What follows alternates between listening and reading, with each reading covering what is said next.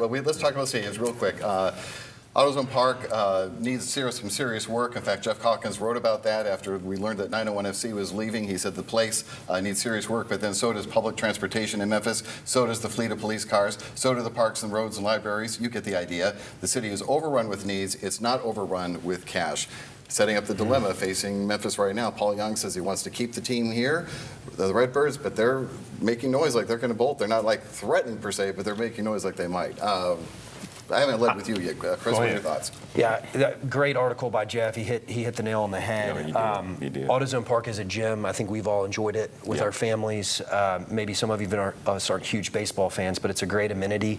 This is where we need to work with Nashville to make sure that we can preserve this amenity.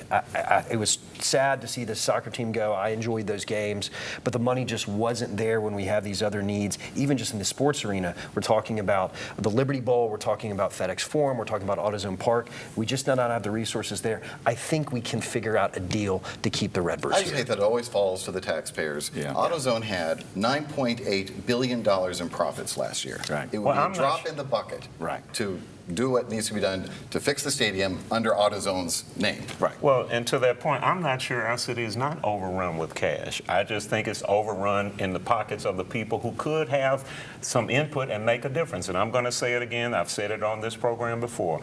How can the Regional Chamber of Commerce be named the fiscal agent for a quasi-governmental agency, which is what happened recently, and not be called to the carpet to step up and cause a corporate community come in and bring money to meet some of the needs we have in our community? How is it that the chamber gets a free pass? They convene all of these corporate billionaires. When are they going to take up the mantle of saving our community? I'm as serious as I can be. I believe you. 30 seconds or less. Yeah, I mean, I just hope that we are able to find some way to make some improvements to AutoZone Park.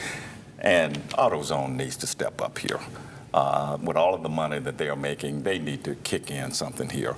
I really hope that all the players come together here, state, local, private, chamber, and figure out a way to make sure that we don't lose the Redbirds and have an empty stadium down there. It shouldn't just all fall on the mayor to find the money. No, it shouldn't. I mean, in his defense, Lord, he's got enough to worry about. He's got enough to worry about. It seems to me Including the guns. business community, should step up. Right. Unfortunately, that's all we have time for, but I want to thank my panelists very much for being here. Lively discussion as always. Appreciate that, and thank you at home as well. We'll see you next week for ABC24 This Week.